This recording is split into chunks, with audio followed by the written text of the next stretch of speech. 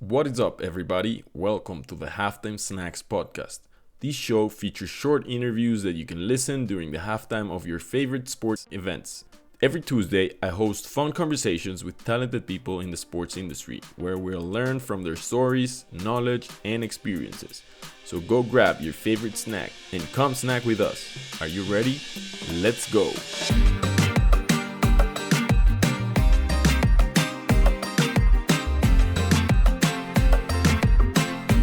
Ladies and gentlemen, allow me to introduce a data scientist and athlete who really loves extreme sports and outdoors adventures.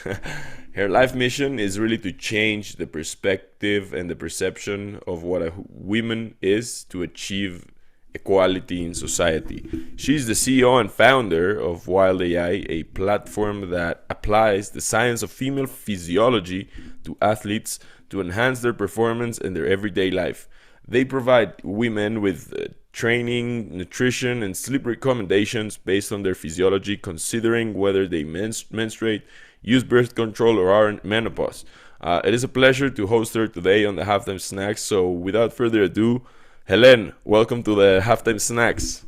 Thanks, Ronan. It's a pleasure to have you here finally, and we're going to get into so many different topics, your story, your background, how you came up with it, Wild AI, and everything else. But right before that, we always started off with an icebreaker here on the Halftime Snacks. So the one I have for you is, and I know you maybe have a few of those, but what is the craziest adventure you've ever had? The craziest for you in your mind? What was the craziest adventure you ever done? Good question. I think craziest, maybe it's because of the performance that was linked to it. I signed up to a 100K ultra marathon, and just like preparing for it and then going through the experience of like really long race. And we were in a team, so you have to be together the whole way through with 6,000 meters up accumulated. So like quite a tough race, but I guess humanly really incredible human experience. Like everyone shares, and you might run out of water, but people give you a bit of water. It's just like really, really beautiful experience. But then physically and emotionally, it's quite crazy because you go through stages where, I don't know, I was talking to the trees and to the monkeys I was meeting. And so, yeah, just like really extreme, like all the different stages I was going through. But then crossing the finish line, I think is like one of the most strong physical and emotional experiences I've had.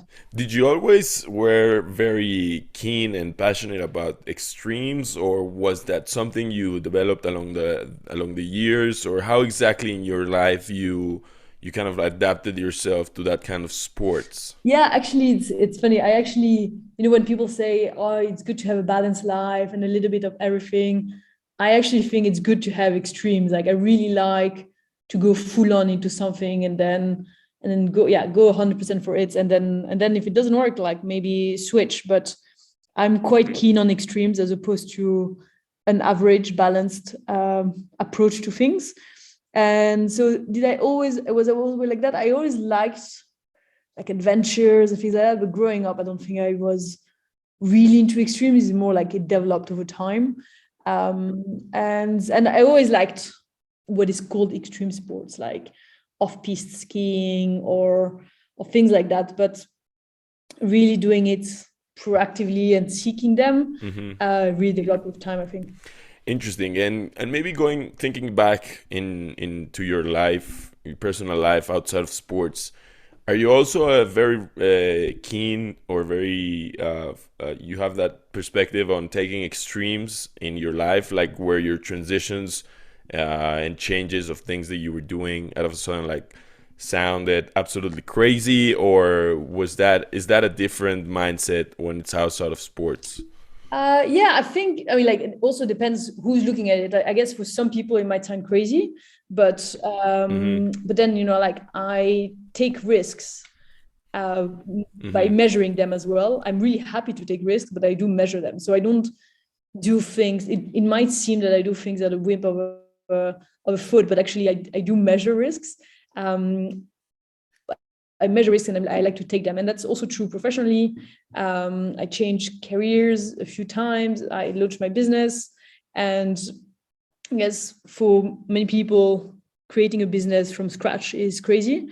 But at the same time, it's extremely rewarding. So without risks, without like going into the water and getting a little bit wet and like it's a little bit scary, you don't really have the rewards on the other side. So I do really enjoy is, like having a blank page and not knowing what's going to happen, measuring what's might happen, and then deciding to take the risks. And so, keeping that in mind, because I think that's important, how exactly you came up, or what was the primary sources, what were the primary sources of inspiration to come up ideally from the first time you had the idea for Wild AI? What were some of the sources of inspirations or measured risks that you kind of like measured and saw that there was this opportunity there out there? Yeah, actually, it's funny. Like coming back to the risk and the measures, like the reason why it's called Wild AI is because the AI come from artificial intelligence, but come from like data sets, etc. And I think like if you understand the rules really well, if you understand your data and if you understand your body, then you could go beyond and go wild. And that goes together. And then like to create the company and to start it, like I really needed what we're doing now, and then what we are creating for women, like the research and what we provide to women, is something that I really needed and wanted, and that women need and want too. So we're solving an issue, and it's really rewarding in that sense. And you talk a lot also about the challenges as a woman in the industry, in sports and everywhere else. Since the time that you kind of like started facing it till now, what are some of the differences, the contrasts, or the progress that you've seen so far as a woman in sports? I think things are changing a little bit, but the reality is it's really slow. Like women need fundings and not like more support or more mentors, and that is from like actual sports to companies that support women in sports. And so things are still slow. Like investments in companies like mine are still like really tiny compared to other type of companies, because a lot of the money is still held by men who don't necessarily associate themselves to the issues. And when it comes to female sports, there's still like such a massive discrepancy between how female athletes are trained and the money behind and the medias who portray them, etc. So we still like have a lot of work to do. More people speak out, but yeah, it's a long journey ahead still.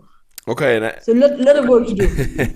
and I want to maybe inverse the question and ask you, what is something good actually about equality and inclusion in sports that you would like to see replicated everywhere else? Like, what is something sports is doing actually well in that sense? I think that's for anyone, like women, but also like just people who are less valued and more discriminated in general. Sports is a playing field where you have a chance to feel empowered. So I give you some example. Like we spoke to a lot of our users, and some of our users are C-level people in companies, and some of our users are women who have a job that they don't necessarily consider as really like high profile job, but then they're at the same time they're an Iron Man and or an Iron Woman, and that makes them feel like really empowered. And I think sports has this potential and this this magic that when you do sports you just feel so good because you have these endorphins and all the hormones that are linked to doing sports, and it makes you feel that things are possible. And so we see actually a lot of women who are athletic when they're young actually also reach quite high levels positions in work, because I think it gives us the certainty that we can do certain things. So yeah, I think it's very like great environment and healthy environment to see things change. And then how other things have changed, like we do see women, like female soccer teams in the US getting more money prize. We do see female cyclists like participating in the Tour de France. now. So there is a bit of change. That's true. We still need more, but there is a little bit of change. Well, always seeing progress is a good sign, at least. So I think people like you that are driving the disruption and are driving, the leadership in that sense.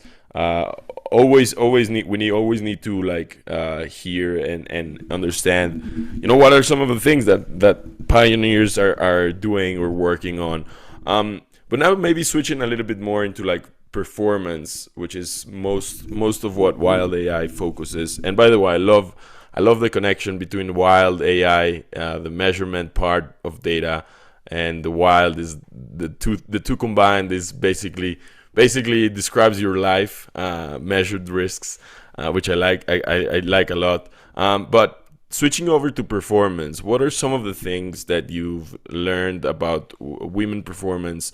One or two things that impressed you the most, learning from studying the data and jumping into the deep end of analytics and understanding what are some of like one or two things that quickly come to mind for you in terms of women performance about sports. So first of all, maybe one thing that is still a surprise for most people is that women actually have incredible bodies. Like it has been portrayed as the opposite.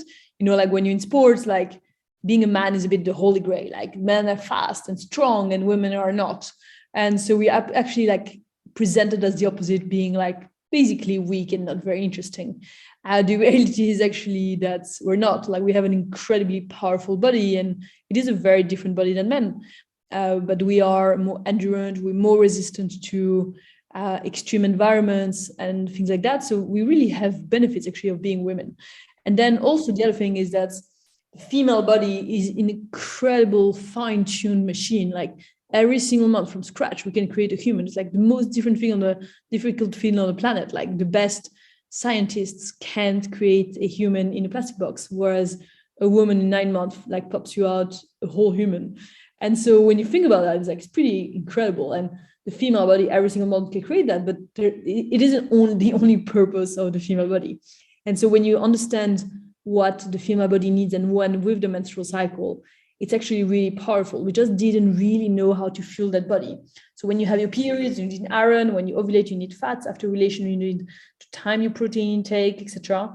And if you understand that, you actually really reduce the negative symptoms and really are able to push on the positives. And that's really, really rewarding. And that's why women love the app, is because they get to feel that within their own bodies.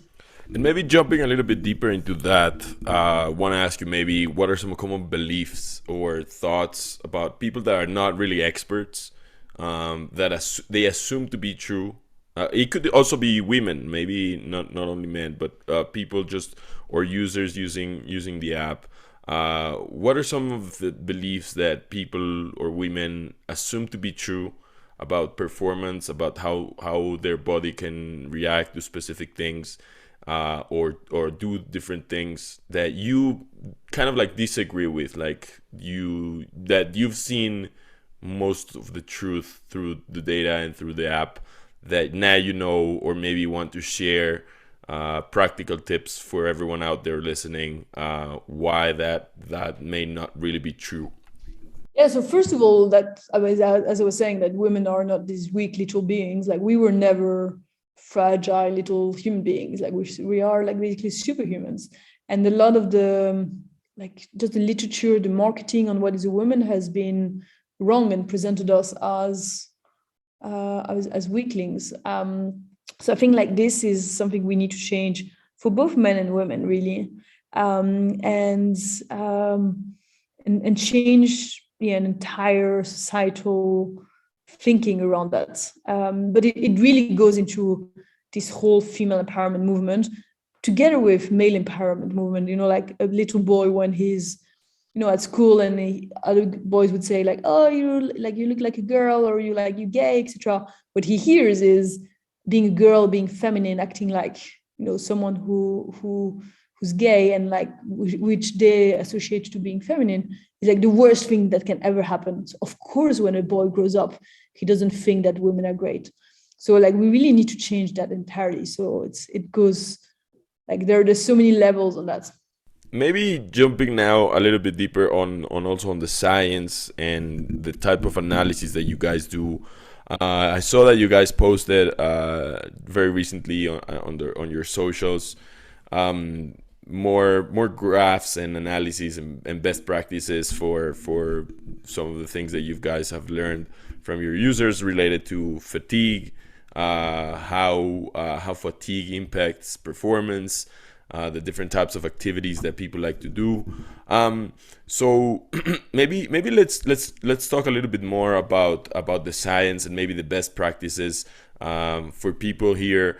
What kind of like symptoms that people are starting to report on the app, or that you've started to see in kind of like also surprised to you, like things that you weren't expecting that were very relevant for people's performance? Are there some of different symptoms that you've seen very interesting for you, at least? Yeah, I think one thing that's probably like surprised, like is more like just because of what happened with the moments, like when people were starting to get COVID vaccines, women had late periods, early periods, and we thought it was maybe just like, you know, some stories here and there. But then we did the first survey ever on like the impact of COVID vaccine on women, and we realized that it had really strong impact. So that's something that we detected first through the app and then doing an actual survey on it. So that was really interesting, but more like anecdotal on the specific topic. And then yeah, just what women report and what changes when they follow the recommendations is very interesting. So negative symptoms like premenstrual symptoms can actually be really reduced if you serve well your body. So if you do the right exercises, when your body, you know, when you're really strong and you push really strong, and then when your body wants to recover, then you recover well at that time. If you follow that, actually we see like what they track really being impacted positively. And in terms of like, let's say, rest and sleep, which is something that you guys also cover, is there something that you changed your mind, the related, also maybe coming back to the idea that you had this like extreme mindset, and maybe, I don't know if you were very active and not really took rest seriously, but did you change your mind when you learned more about like how sleep and resting your body can improve actually your performance? Or were you always like very keen into that? Like what were your thoughts around sleep and recovery? Yeah, it's a really good question. Actually, so I really associated performance to just the act, like the training and the performance itself, and recovery, like including supplements, all the recovery process and sleep. I kind of didn't really take it into account. I would sleep well before an event, but after I wouldn't really think that my body needs it. And I think like a lot of athletes still today have that mindset, which is the pre-event is quite important, but the post-event is less important. And actually, like I read a lot, and I also like by tracking a lot of my metrics and my data, I understand that it takes me a few days to recover. And if I don't give that to my body, I actually, like in the long term or the mid-term, I'm impacted negatively. So I've really learned the hard way that sleep recovery is so crucial and such an integral part of the activities themselves.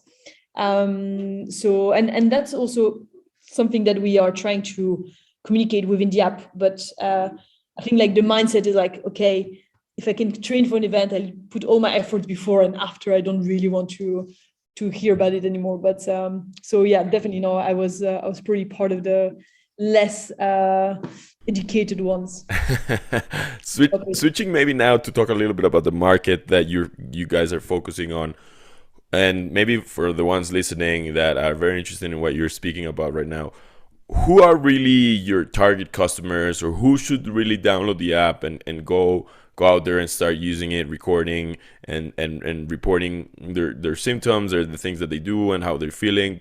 Who is the app for, and who should really get into Wild AI and understand what they do and improve their performance? Yeah, so it's for all women who are either have a menstrual cycle use any type of contraceptives or are in perimenopause or menopause. So those are the life stages we currently cover. And women who train like 2-3 times a week up to Olympians. We have everyone in between. And if you have a wearable, it's great. We integrate most wearables. It gets you more information. You don't need to have a wearable, but it just women who have a wearable, they also get more information from it. And it's great because you're talking about, I mean, I'd say it's just 50% of the population can use this. Are you guys also thinking about expanding to a specific side of men performance, or this is only for women and that's it? What are your thoughts around that? Because I think that you're getting into and you're learning things that could probably also be useful for men. Yeah. So that's why I ask if that could bring any value to men on the long run. Yeah, it's really good question, and I think like you're right. We definitely have. Actually, we have men who ask like, can they use the app, etc. But actually, all the products out there, all the wearables, all the apps, they actually are for men today. So there isn't anything for women today. So for now, we're really focused on women, and maybe at some point we'll expand to men. But we do have men using it, and they use the menopause version of it, which we find quite funny. And but it is like it's the best product in the market, and we want to, because all the really good tech companies, etc. So far, they've really been serving men, and they say like, it also is for women, so women can use it. But the reality is, when they do that, they actually exclude women, because women have specificities that if you don't serve, you actually, women, like if I take a wearable that takes body temperature and then tells me my body temperature goes up, so I'm sick. It says that because it thinks I'm a man. As a woman, I might be ovulating. Mm-hmm. So it's just incorrect. Interesting. And in terms of product development and expanding and growing, what is the plan? What is the roadmap? How does it look like for the next 12, 16, 18 months? What do you have in mind? What are some of the goals that you are currently aiming as a company and as an entrepreneur? Like what do you have in mind for the next couple of months? Yeah. So actually, like as I was telling you before the call, like today we're launching a big update of the app with more like better ways of getting your supplements, trainings, and recovery recommendations. And then the roadmap is we will add the possibility for you to have a coach and to have trainings from coaches specifically, so you can sign up to the course of a specific coach that you like, of nutrition plans that you like, etc. And then really expand and roll out on that. Fascinating. I mean, it's crazy and it's amazing to see what you guys are doing, how you guys are combining and using technology to improve the lifestyle of women and address their specific needs. I think that this is something that, I'm impressed that this didn't exist 20 years ago, but and I'm more impressed than seeing and hearing from you, from what you're sharing, how you guys are able to deliver some quality results and insights. Is there anything else that you'd like to share with us, Helene, or any specific thing that we could expect from Wild AI or from you as an entrepreneur in the next coming years? Maybe 5 to 10 years, or maybe what is your vision related to the market or women in sports, or what would you like to see from people out there in the next 5 to 10 years? And how are you voting, or you working with your messaging and with your words and with your work to build that future? What is that vision for you in 5-10 years? Yeah, I mean, like we're really building, like the best data tech company for women in the world. Like it just does not exist yet, and so we creating this platform, and we have very high ambitions. So everyone who works with women now, they might have starting to hear like women are different, and you can train them differently, and you really take advantages out of doing that. And so we have a really good response on that. So we really set ourselves as the pivotal point for everyone who works with women, whether it be coaches, nutritionists, and way later doctors, etc. So we are creating this new way of understanding what the female body is. And yes, we are a tech company, but also like this, we have a very strong voice as well. And so really doubling down on that and making sure women of all ages, life stages, and ethnicities in the world have access to the tools and knowledge to perform. Lastly, I want to ask you maybe a more personal question to get to know you a little bit more personally. And the one that I prepared for you is suppose you get a billboard, the classic billboard in the highway that's going to be seen by millions of people every single day. You can only write a quote or a phrase or a sentence, and that would be the message that millions are gonna be reading every single day. What would be the message, Helene? What would you write on it? Yeah, I think we would write women were never fragile little beings, and then just find out how well they are.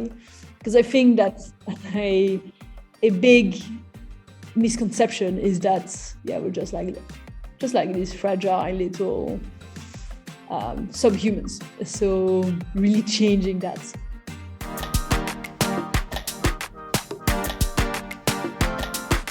Thank you very much for tuning in.